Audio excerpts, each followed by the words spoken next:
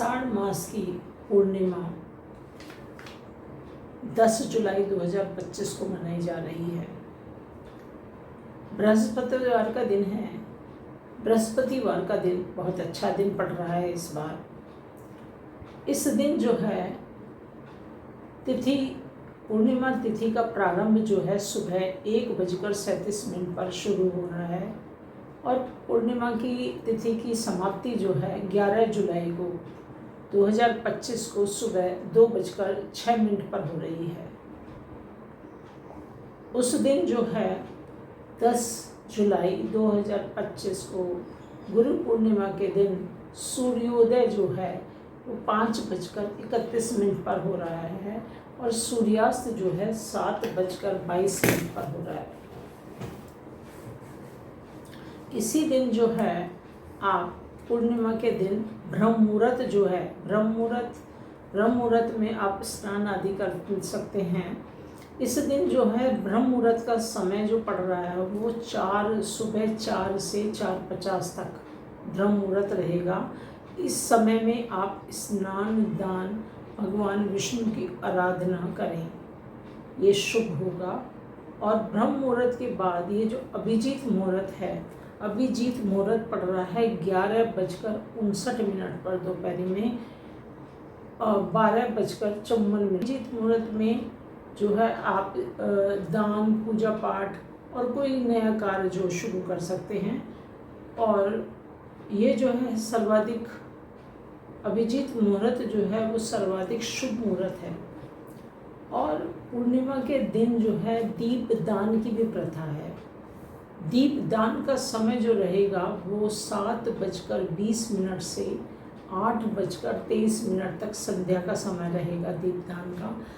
दीपदान जो है शाम के वक्त में दीपदान दिया जाता है। उस समय में आप लक्ष्मी की पूजा करिए, माता लक्ष्मी की आराधना उस समय में शाम के वक्त में ज़रूर करिए।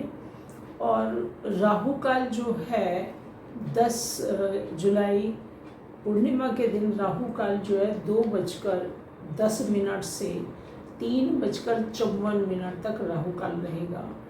राहु काल में कोई भी शुभ काम ना करें तो अच्छा है। और इस दिन पूर्णिमा के दिन सत्यनारायण की कथा का प्रचलन है। सनातन धर्म में सत्यनारायण की कथा जो है पूर्णिमा के दिन की जाती है। आप किसी ब्राह्मण को या किसी पुरोहित को बुला के जो है आप सत्यनारायण की कथा कराएं यदि आप में सामर्थ्य है। अन्यथा आप खुद भी स्वयं भी सत्यनारायण की कथा पढ़ सकते हैं। और लक्ष्मी और विष्णु भगवान जी की पूजा करें इस दिन। ये सत्यनारायण की कथा जो है करनी पूर्णिमा के दिन ये श्रेष्ठ होती है। और कली के दिन आषाढ़ मास के दिन ही कोकिला व्रत का भी प्रचलन है। कोकिला व्रत जो है कई प्रदेशों में बहुत मनाया जाता है अच्छी तरह से। कोकिला व्रत जो है देवी सती और शिव को समर्पित है। व्रत की मान्यता के अनुसार मिट्टी से कोयल की मूर्ति बनाई जाती है। इस व्रत का पालन करने वाली स्त्रियां, ऐसा कहा जाता है, अखंड सौभाग्यवती होती हैं। कल गुरु पूर्णिमा भी है। गुरु पूर्णिमा को हम व्यास पूर्णिमा भी कहते हैं। व्यास पूर्णिमा जो है वशिष्ठ, ऋषि वशिष्ठ के पौत्र पराशर के पुत्र वेद व्यास का जन्मदिन है आषाढ़ मास की पूर्णिमा को।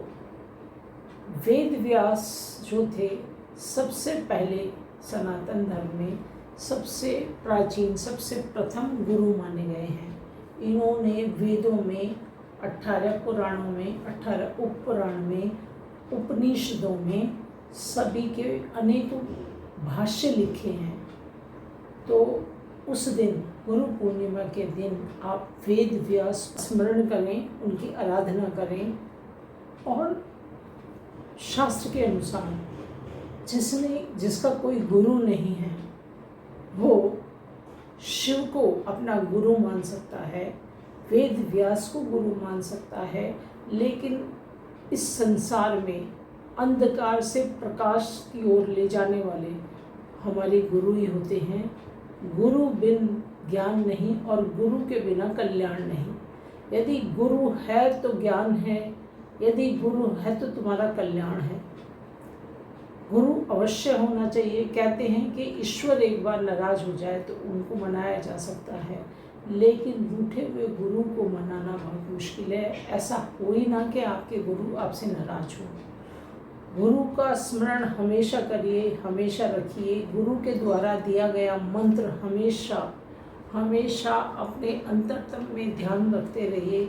और गुरु पूर्णिमा के दिन सुबह स्नान आदि कर्म करने के बाद अपने पूजा स्थल पर जाएं। अपने पूजा स्थल में यदि आपने अपने गुरु की प्रतिमा मूर्ति लगा रखी है तो सबसे पहले गुरु को प्रणाम करें, गुरु का आशीर्वाद लगें। पुष्प से, बेलपत्र वगैरह, अक्षत से, दान से, किसी भी तरह से, हर तरह से जो भी आपसे बन पड़े अपने गुरु को समर्पित करें।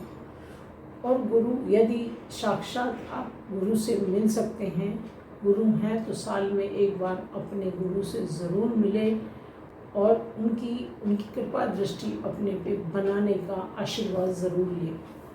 गुरु का आशीर्वाद जिस शिष्य को मिल जाए और शिष्य भी गुरु से मन से जुड़ जाए, जीवन बदलने में देर नहीं लगती।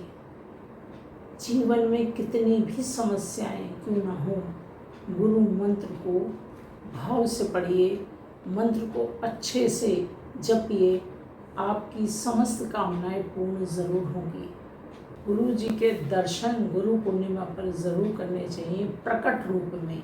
साल भर में तो हम उनका स्मरण करते ही हैं, लेकिन गुरु पूर्णिमा के दिन प्रकट रूप में उनके दर्शन करने चाहिए।